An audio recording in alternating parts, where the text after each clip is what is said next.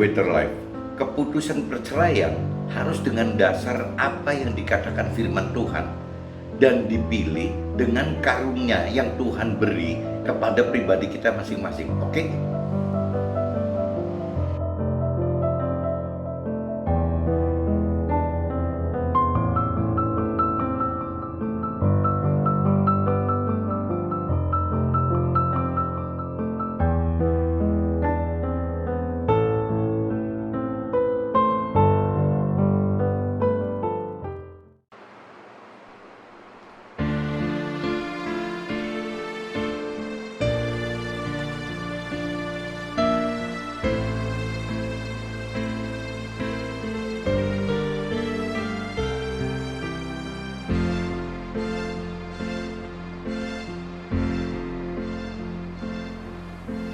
Hanya Kau Tuhan di hidupku,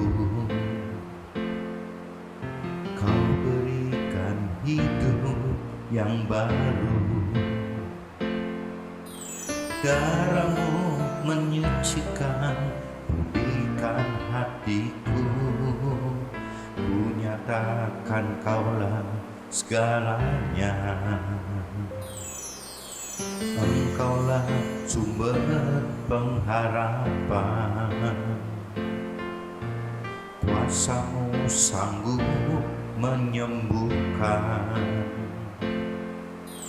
Jiwaku pun berserah hanya kepadamu, Yesus, Kaulah segalanya. Karena salib-Mu ku hidup, karena salib-Mu ku menang. Engkau yang berkuasa sanggup untuk melakukan mujizat-Mu di hidupku.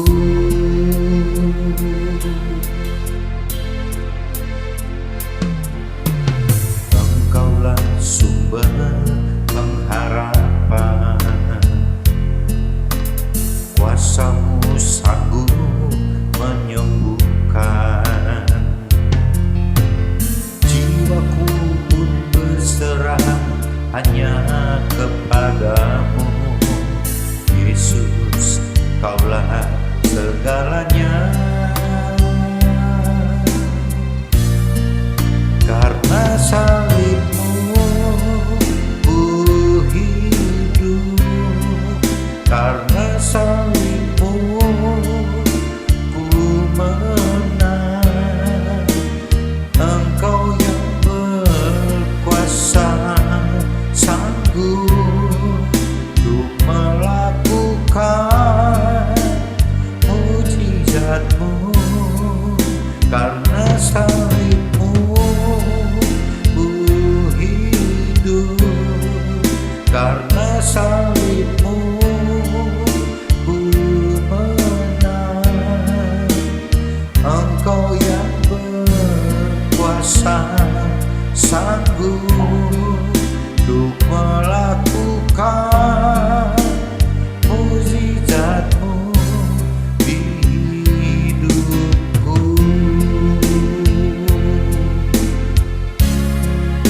Karena salib-Mu ku hidup, karena salib-Mu ku menang. Engkau yang berkuasa sanggup untuk melakukan mujizat-Mu di hidupku.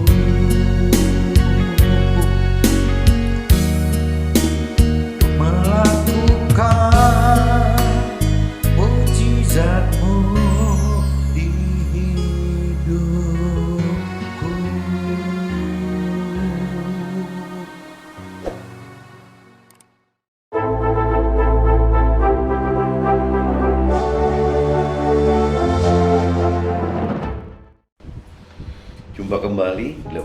PJJ Inspiration of Life. Pagi ini saya coba mau sharingkan gitu.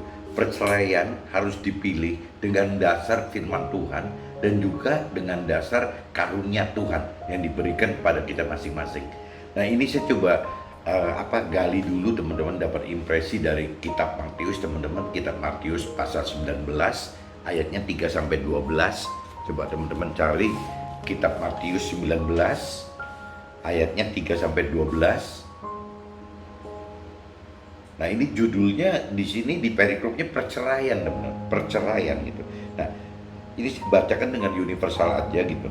Maka datanglah orang-orang Farisi kepadanya untuk mencobai dia. Mereka bertanya, apakah diperbolehkan orang menceraikan istrinya dengan alasan apa saja? Nah, jadi seorang orang Farisi nanya ke Yesus gitu, nanyakan apakah boleh cerai gitu dengan alasan apapun juga gitu. Nah, terus jawab Yesus, tidakkah kamu baca bahwa Tuhan yang menciptakan manusia sejak semula menjadikan mereka laki-laki dan perempuan. Jadi Yesus timpalnya seperti itu. Dan firman Tuhan, sebab itu laki-laki akan meninggalkan ayah dan ibu dan bersatu dengan istrinya, sehingga keduanya itu menjadi satu daging. Jadi dari kacamata Tuhan gitu, dari sudut pandang Tuhan, suami istri itu satu, teman-teman, satu daging gitu, satu tubuh, satu raga gitu. Dan dianggap Tuhan seperti itu. Demikianlah mereka bukan lagi dua, melainkan satu. Karena itu apa yang telah dipersatukan Allah tidak boleh diceraikan manusia. Yesus jawab seperti itu, teman-teman. Orang Farisi kan lagi mau ngetes nih, lagi pengen uji coba Yesus gitu. Nah, Yesus jawab seperti itu. Kata mereka kepadanya, jika demikian, apakah sebabnya Musa memerintahkan untuk memberikan surat cerai jika orang menceraikan istrinya? Nah, si orang Farisi nanya, ya kenapa kalau zamannya Musa kok Musa ngasihkan surat cerai gitu kepada istrinya? Kok Yesus tadi jawab tidak bisa diceraikan gitu. Nah, kata Yesus kepada mereka, karena ketegaran hatimu, karena ketegaran hati orang-orang itu, maka Musa mengizinkan kamu menceraikan istrimu. Tetapi sejak semula tidaklah demikian. Jadi Musa pun sama, teman-teman. Jadi kalau bicara dari cerita zaman itu gitu. Jadi kalau seandainya istri itu diceraikan begitu saja tanpa ada surat cerai, itu si istri nggak bisa laku, teman-teman, nggak bisa jadi mendapatkan suami yang baru gitu, karena selalu akan dianggap zina gitu apabila tidak mendapatkan surat cerai. Nah, itu cerita hukum dunianya saat Nabi Musa itu seperti itu. Nah, ada orang yang terus-terusan minta ke Musa untuk cerai. Nah, pikir Musa daripada nggak dikasih surat cerai, nanti takutnya si istrinya jadi malah kasihan gitu, ya tidak bisa nikah lagi. Padahal cerai kan gara-gara suaminya gitu. Tapi pada prinsipnya Musa memberikan solusi seperti itu juga bukan berarti karena Musa anggap hal itu benar atau harus dengan sukacita memberikan itu gitu. Bukan, teman-teman. Jadi Musa berpikir bukan hanya dari pihak suaminya, tapi dia berpikir dari pihak istrinya gitu. Ya bagaimana kalau seandainya tidak diberikan surat cerai, tidak diizinkan cerai, tidak diberikan surat cerai, takutnya yang kasihan istrinya gitu. Ya istrinya kan dijahatin sama suaminya, ditinggal pergi suaminya, tapi nggak bisa nikah lagi karena dianggap zaman itu adalah zina gitu. Nah, itu yang Musa berikan dispensasi seperti itu. Tapi orang Farisi pelintir kan, dipelintir seolah kok jadi beda sih antara yang Yesus ajarkan dengan yang Musa ajarkan. Padahal kata Yesus sama gitu, sama aja. Musa juga nggak mau kasihkan surat cerai itu, tapi karena manusianya gitu maksa untuk cerai, ya daripada tidak diberi surat cerai, nanti istrinya jadi malah korban lagi gitu. Intinya gitu, teman-teman. Kata mereka kepada, jika demikian apakah sebabnya Musa memerintahkan untuk memberikan surat cerai jika orang menceraikan istrinya? Karena Musa berpikir dari sisi istrinya, nasibnya bagaimana gitu kalau tidak mendapat surat cerai gitu. Kata Yesus kepada mereka, karena ketegaran hatimu Musa mengizinkan kamu menceraikan istrimu, tetapi sejak semula tidak demikian. Jadi Musa pun tahu gitu bahwa dari awalnya Tuhan tidak suka gitu apabila terjadi perceraian. Tetapi aku berkata kepadamu, barang siapa menceraikan istrinya kecuali karena zina lalu kawin dengan perempuan lain, ia berbuat zina gitu. Nah, jadi ada firman yang mengatakan apa ya, di ayat 9 ini dinyatakan bahwa ya boleh cerai gitu apabila istrinya berzina, atau mungkin kalau secara universal boleh bercerai apabila pasangan kita berzina. Intinya kan gitu teman-teman. Meskipun pada zaman dulu yang namanya suami istri itu kan lebih yang dipandang kan dari sisi suaminya gitu. Tapi kalau dari posisi saat ini udah tidak ada batasan mana laki, mana perempuan, mana suami, mana istri gitu. Ya bisa di universalnya seperti itu. Tetapi aku berkata kepadamu, barang siapa menceraikan istrinya kecuali karena zina lalu kawin dengan perempuan lain, ia berbuat zina. Nah, kalau di universalkan zaman sekarang, tetapi Yesus berkata kepada kita, barang siapa menceraikan pasangannya kecuali karena zina lalu kawin dengan orang lain, ia berbuat zina. Jadi seolah diizinkan teman-teman, diizinkan untuk apa, menikah lagi apabila pasangan kita berzina gitu ya. Intinya gitu. Ini teman-teman jangan senang dulu, ini baru cerita di kitab Matius teman-teman. Kitab Matius bunyinya seperti itu. Kitab Matius pasal 19 ayatnya 9 bunyinya gitu. Jadi saya teman-teman saya ingatkan jangan happy waduh ada laki-laki yang nakal, suami yang usil gitu. Mikirnya wah ini kebenaran nih. Ada kitab Matius 19 pasal 19 ayat 9 ini bisa buat alasan seperti itu. Nggak seperti itu gitu ya. Siapa sih yang ngarepin istilahnya pasangannya berzina gitu kan, nggak ada juga. Dan juga jangan sampai malah pasangan kita dijongklok-jongkloknya suruh berzina supaya kita bisa nikah lagi. Itu juga kan dosa, kelewatan teman-teman, kan nggak boleh gitu. Jadi ya kuncinya balik lagi ya di kitab Matius 19 pasal 19 ayat 9 itu bunyinya seperti itu. Tapi nanti kalau saya bacakan di kitab yang 1 Korintus pasal 7 1 sampai 11 itu bunyinya tidak seperti ini teman-teman. Bunyinya lebih keras, tidak bisa gitu. Nah, ini saya lanjutkan dulu.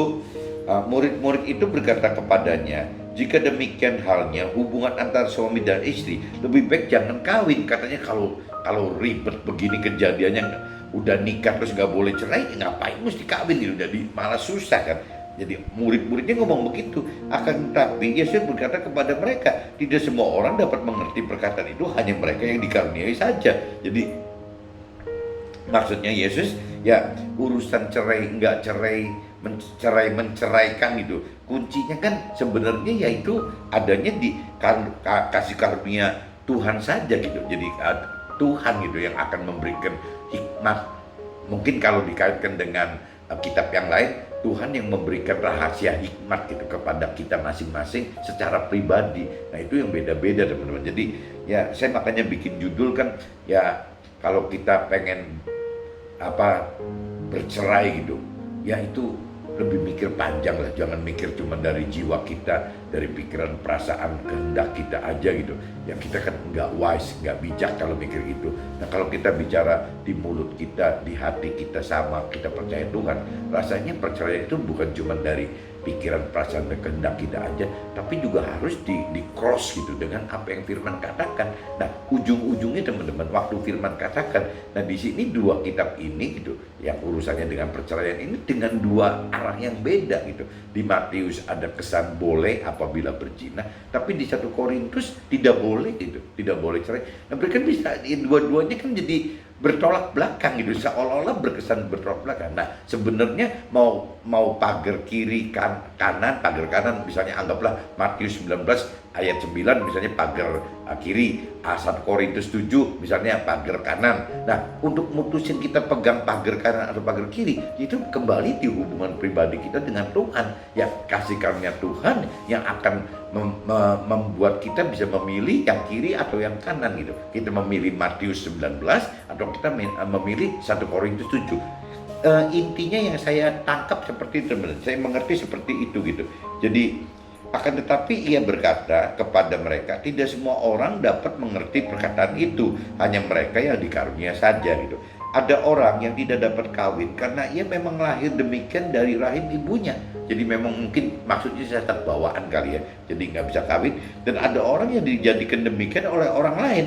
Dan ada orang yang membuat dirinya sendiri demikian karena kemauannya sendiri oleh karena kerajaan sorga. Siapa yang dapat mengerti, hendaklah ia mengerti. Untuk memutuskan dari lahirnya cacat sampai nggak bisa nikah gitu, itu ada kategori orang begitu.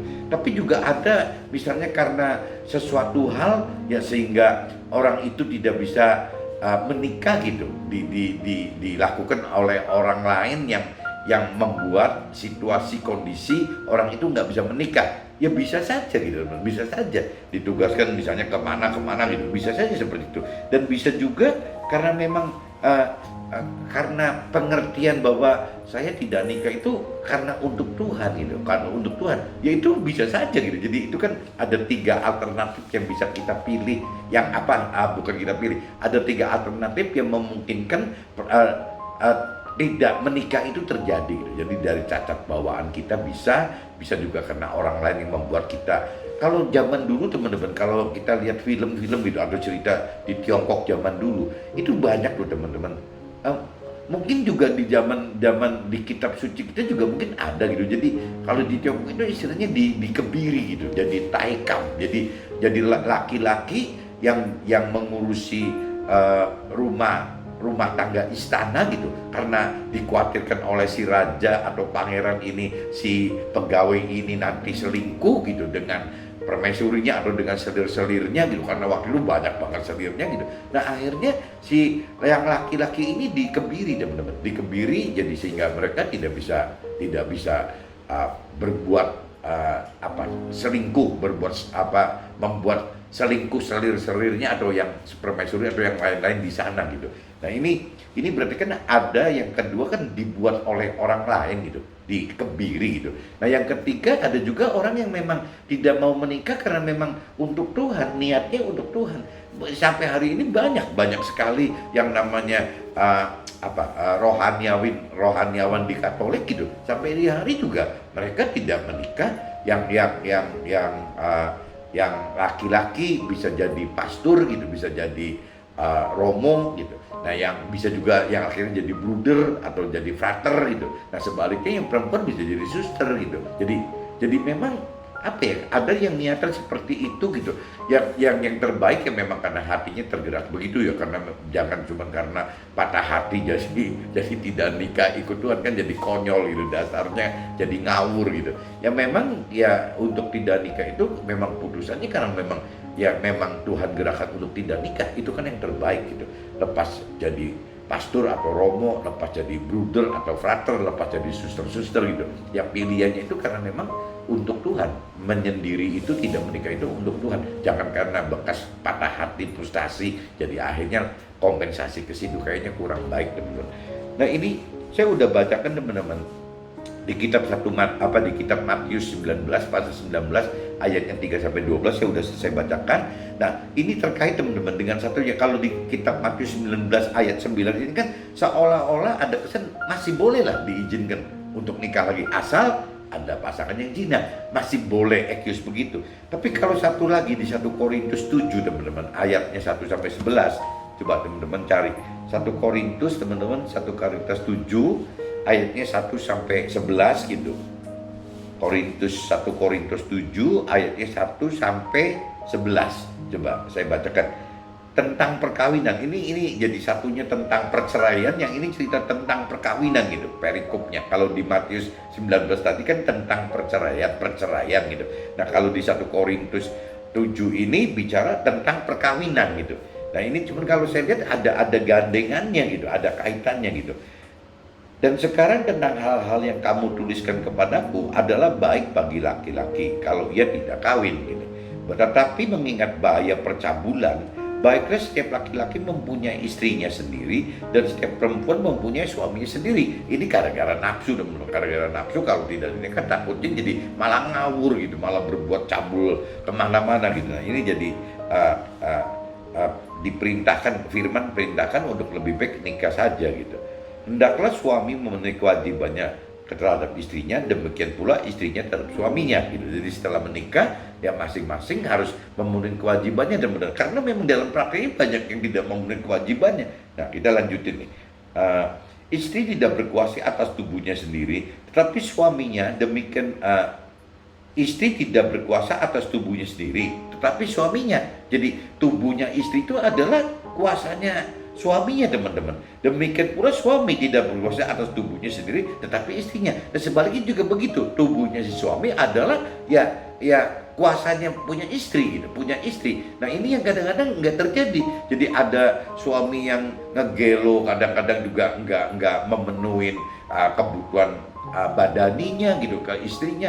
Adapun juga saya dengar kadang-kadang cerita-cerita teman-teman juga ada yang istri-istri yang sebel banget sama suaminya, malah tidak diberi kesempatan untuk berhubungan badani gitu dengan dia. Ya akhirnya kan suaminya juga jadi uring-uringan. Nah, cuman kalau menurut versi firman Tuhan gitu, menurut versi Tuhan kan nggak boleh, teman-teman. Ya bahwa di sini Tuhan cantumkan bahwa istri tidak berkuasa atas tubuhnya sendiri, tetapi suaminya yang berkuasa. Demikian pula suami tidak berkuasa atas tubuhnya sendiri, tetapi istrinya yang berkuasa gitu. Nah ini Tuhan ingatkan seperti itu. Jadi pengen kita seneng nggak seneng ya memang harus aturannya seperti itu kok. Nah kalau bicara si suami pasangannya, baik suami istri itu tidak ada moodnya, ya minimal pengen disebut itu rutinitas, memang itu disebut kewajiban, ya kita lakukan saja gitu. Terus gimana? Tapi kan bodoh sendiri ya apabila Tuhan memberikan satu action untuk bisa berhubungan intim gitu dengan pasangan itu kan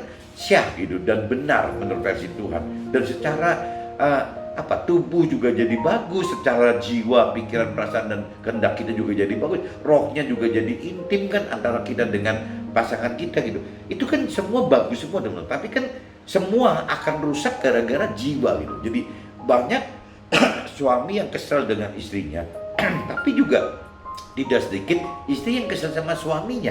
Jadi akhirnya tidak melakukan hubungan badani gitu. Pasangan itu tidak melakukan hubungan badani. Nah hal ini kan mengecewakan banyak pihak gitu. Jadi pihak si istri yang ingin, pihak suami terutama, pihak suami yang ingin berbutuh melampiaskan nafsu biologinya nggak bisa. Ya pihak istri yang senang misalnya lebih lebih disayang dalam bentuk berhubungan intim juga tidak terjadi. Tuhan juga mungkin nggak suka, teman-teman, kok udah dinikahkan secara di depan Tuhan kok jadi akhirnya kalah sama jiwanya sendiri masing-masing gitu ya, karena jiwanya yang tadi yang tidak ketemu. Sebenarnya kalau kita bicara tubuh jiwa roh gitu, kalau kita udah bicara dari kepentingan tubuh, jelas hubungan badani itu sangat dibutuhkan oleh tubuh, oleh oleh pasangan tadi, baik suami atau istri. Jiwa juga sama, teman-teman. Cuman karena jiwa itu bisa sekarepnya masing-masing pihak gitu, akhirnya jadi kacau jiwanya tuh. Nah, kembali ke roh. Kalau roh itu memang Tuhan nganjurkan untuk begitu kok.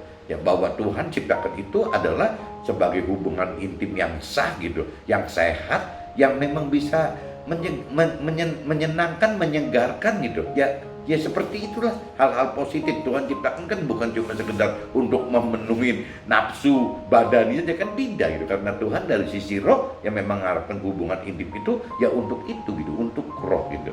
Nah, jadi saya lanjutkan lagi, janganlah kamu saling menjauhi kecuali dengan persetujuan bersama untuk sementara waktu supaya kamu mendapat kesempatan untuk berdoa. Sesudah itu hendaklah kamu kembali hidup bersama-sama supaya iblis jangan menggodai kamu karena kamu tidak tahan bertarak. Ayat 5, teman-teman, maksudnya cerita apabila suami atau istri mendapatkan tugas luar kota gitu, berpisah dengan istrinya, dengan keluarganya, terutama dengan istrinya. Nah ini kan jadi keganggu, teman-teman. Kalau seandainya luar kota masih seminggu sekali mungkin ketemu, tapi kalau udah luar pulau, teman-teman, ya jangan-jangan kalau tiap minggu ketemu habis sama ongkos transportasinya aja, naik kapal terbang, naik mobil, naik kereta api gitu, udah nggak keburu. Apalagi kalau posisinya rendah gitu, ya nggak bisa. Nah ini kan situasi kondisi kan yang menyebabkan mereka berpisah. Begitu juga kalau di luar negeri, teman, kan lebih konyol lagi gitu. Ya ditugaskan ke luar negeri gitu, jangan-jangan ketemunya 3 bulan sekali. Jadi urutannya kalau yang di luar kota mungkin bisa seminggu sekali, ya masih nggak problem. Tapi yang sudah mulai luar kota udah mulai nggak sehat, teman-teman, sebulan sekali. Yang di luar negeri 3 bulan sekali, makin nggak sehat lagi gitu. Kalau jabatannya rendah, jangan-jangan baru bisa balik 6 bulan sekali, 12 bulan sekali, atau 3 tahun sekali. Itu konyol, teman-teman. Jadi firman menganjurkan Kalau untuk sifatnya sementara masih oke lah untuk perintisan. Tapi kalau udah bicara jangka panjang bisa, ini kan sudah Tuhan juga nggak setuju gitu. Ya ini firman di ayat 5 ini nyatakan seperti itu gitu. Karena terlalu riskan. Ya baik untuk pasangan yang suaminya atau istrinya itu terlalu riskan gitu.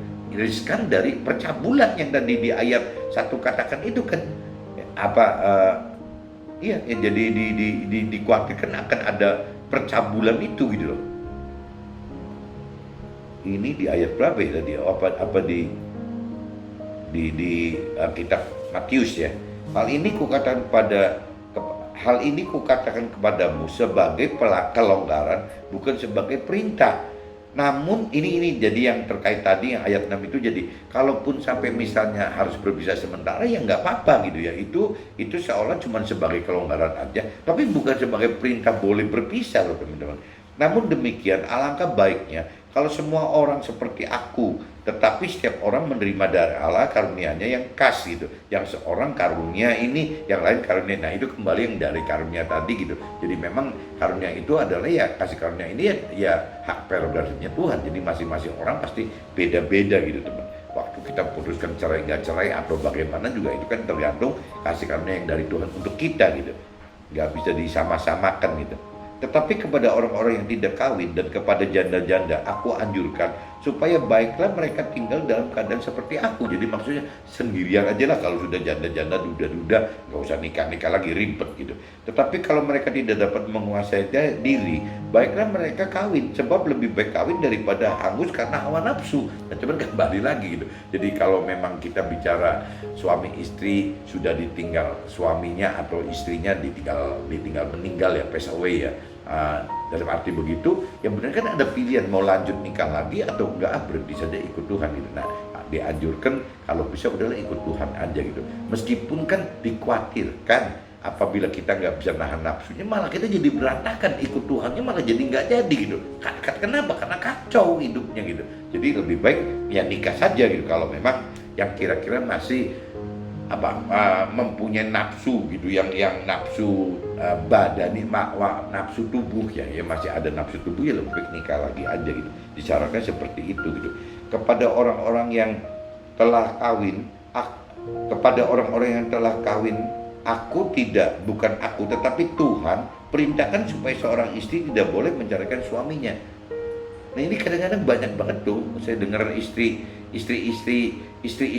yang justru terlalu gampang loh di mulutnya, di bibirnya gitu ngucapin cerai, udah kalau gitu cerai aja udah. Itu bukan suami loh, banyaknya pihak istri gitu. Karena mungkin suami kan bukan lebih hebat, mungkin suami kalau yang masih nakal kan yang bisa berbuat yang nakal gitu. Tapi kalau istri perempuan kan lebih jarang lah, prioritasnya untuk berani nakal itu kan kecil sekali gitu. Sehingga kadang-kadang istrinya yang nggak tahan, pihak perempuan yang nggak tahan, yang sering mengucapkan udahlah cerai aja lah kalau begini, udahlah cerai aja kalau begini gitu.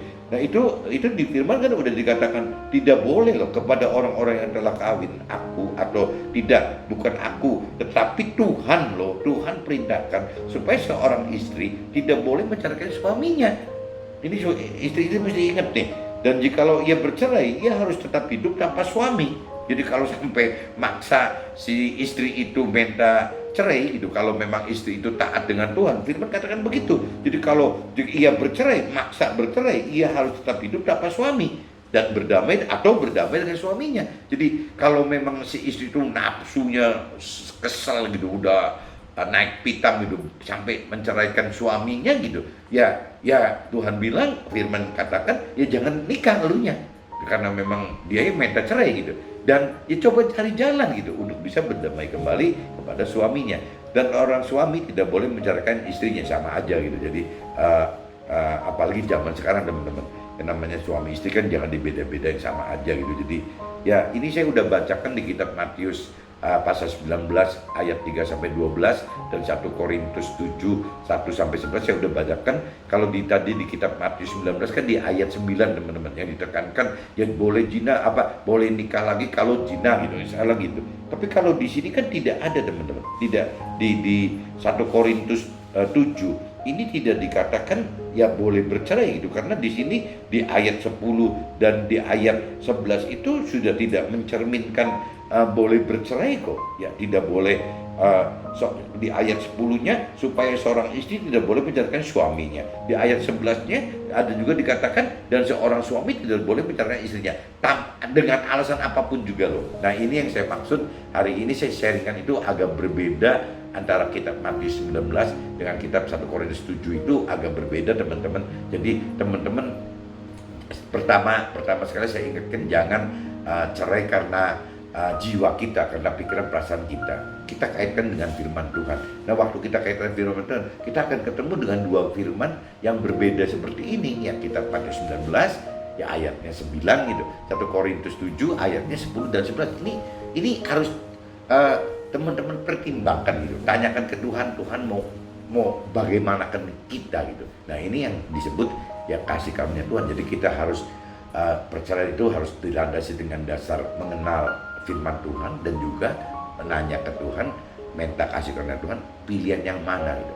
Ini saya udah bacakan dua kitab ini teman-teman, agak panjang ceritanya gitu. Nah, ini saya coba masuk ke dalam catatan saya gitu yang terkait dengan sharing perceraian ini gitu. Pada tahun 2017 teman-teman, pernah ada kesempatan sharing dengan Pak Luki gitu. Pak Luki Mastana itu di kota saya itu jadi rohaniawan yang sudah senior gitu. Umurnya juga waktu itu sudah 70 tahunan lebih gitu. Sekarang ya mungkin udah mendekati hampir 75 ke 80 mungkin seperti itu gitu. Nah, dan hebat sekali gitu. Jadi Pak Luki ini hebat sekali. Dia itu punya talenta hafal kitab suci gitu. Sampai saya kadang-kadang julukin ini Alkitab berjalan loh. Jadi dia tanpa bawa Alkitab, kalau ada apa-apa saya bisa tanya gitu isinya apa gitu. Ya saya mau tanya kitabnya dia bisa tanya, Pak Luki bisa kenal. Ya saya mau nanya pasalnya Pak Luki bisa ngerti. Ya dibalik misalnya ayat-ayatnya Pak Luki ngerti. Kalau saya nggak nyebut ini itu, ya ngerti semua gitu isinya. Pasal ini, kitab ini apa, pasal ini, ayat ini, ngerti semua. Jadi benar-benar seperti Alkitab berjalan atau komputernya Alkitab gitu. Tinggal kayak Google gitu, tinggal pencet aja langsung keluar tahu gitu apa ini. Karena hampir tahu semua isi Alkitab dan pasal serta ayat-ayatnya. Itu hebat banget Pak Luki itu seperti itu gitu, hebat sekali gitu.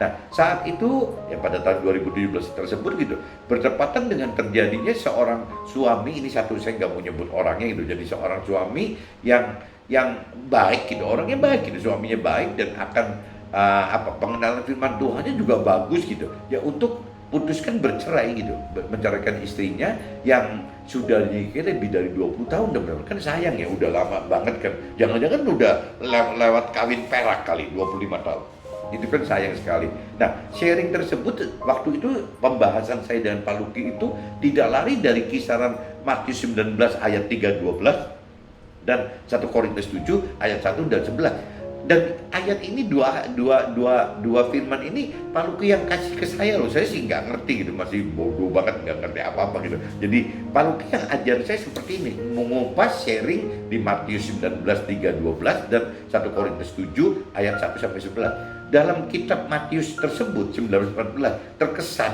cerai diizinkan jika terkait dengan alasan pasangan yang lakukan zina gitu. Dan saya udah jelaskan itu. Jadi di kitab Matius 19 itu banyak orang-orang gitu teman-teman yang terutama laki-laki yang usil kali ya, yang usil gitu punya pegangan firman di kitab Matius 19 ayat 4 itu happy banget gitu karena ada celah untuk bercerai gitu. Meskipun kayaknya tidak etis ya, masa bercerai mesti nungguin si istrinya berzina gitu kan, kayaknya dosa banget gitu. Kalau ya gitu nambah mesti nanya-nanya ke Tuhan sih. Ya sudah aja kalau memang bicara segala macam cara dihalalkan seperti orang dunia, ya sudah ceraikan aja, kawin lagi, nikah lagi gitu kan, gampangnya gitu. Nah tapi ada teman-teman orang yang mulutnya, bibirnya berkata percaya kepada Tuhan sehingga mau cerai pun mencari-cari alasan untuk bisa ada firmannya gitu. Nah, senang tuh kalau udah ketemu kitab Matius 19 ayat 4 itu senang gitu. Tapi kan kembali lagi, itu kan apakah kita benar mengharapkan istri kita berzina, kan kayaknya ngawur banget gitu. Ya apalagi kita sengaja jonglokin bikin suasana supaya istrinya berzina. Dan kalau sampai sekonyol itu lebih dosa teman-teman. Lebih baik udah aja pura-pura gak ngerti, nikah lagi aja lebih baik gitu daripada kita sejahat itu gitu. Nah itu Matius 19 ayat 4 itu bunyinya gitu. Tapi ada dalam kitab yang tadi dibaca 1 Korintus 7 ayat 10 dan 11 dinyatakan cerai tidak diizinkan kok. Ya, pastornya tidak boleh menceraikan pasangan dengan alasan apapun juga gitu. Dan jika sampai terjadi perceraian, maka mereka harus hidup tanpa pasangannya gitu. Ya, atau harus berdamai kalau mau gitu. Berdamai kembali dengan pasangan lamanya gitu. Jadi kuncinya nggak ada. Jadi di dalam kitab 1 Korintus 7 pasal 7 ayat 10 itu istilahnya firman tegaskan bahwa istri nggak boleh ceraikan suami, tapi di ayat 11 ya benar sama 1 Korintus 7 ayat 11 juga Tuhan tekankan, firman tekankan bahwa suami juga nggak boleh menceraikan istrinya. Jadi tidak ada jalan. Jadi jangan happy dulu dapat kitab Matius 19 ayat 4. Ya mesti juga kita cross check dengan 1 Korintus 7 ayat 10 dan 11 gitu. Jadi jangan happy dulu teman-teman yang nakal, jangan happy dulu gitu. Keputusan cerai atau tidak bercerai, atau bercerai dengan menikah lagi, atau bercerai dengan hidup sendiri. Jadi kan banyak tuh ya keputusan cerai ya, atau tidak usah cerai, bisa keduanya. Bisa juga bercerai dengan menikah lagi, bisa teman-teman. Tapi juga ada yang mengatakan bercerai tidak menikah lagi, ada juga gitu tuh. Nah ini apa sifatnya kan pribadi sekali teman-teman. Jadi susah gitu untuk kita menghakimi mana yang terbaik, mana yang terbaik itu susah karena banyak kesaksian hidup, sharing-sharing dari kesaksian hidup orang yang bercerai dan nikah lagi itu banyak teman-teman. Ada yang jadi makin positif, ada yang makin jadi negatif, atau jadi nyesel nggak terjadi apa-apa. Saya nggak berani ngomong yang mana yang benar gitu. Kitab Matius atau 1 Korintus saya nggak mau ngomong, itu kembali ke pribadinya kita dengan Tuhan gitu. Nah, karena seperti yang kitab Matius 19 ayat 11 katakan, bahwa hanya oleh karunia Tuhan saja pasangan dapat memutuskan pilihannya gitu. Jadi nanti teman-teman coba lihat di kitab Matius, dan jangan kitab Matius 4 terus yang dilihat teman-teman. Kitab Matius 19 jangan yang ayat 4 saja yang dilihat gitu. Tapi coba lihat kitab Matius 11 ayatnya yang 11 gitu. Kitab Matius 19 ayatnya yang 11. Jangan cuma ngelihat kitab Matius 19 ayat 4 gitu. Yang ayat 11 itu bunyinya gitu.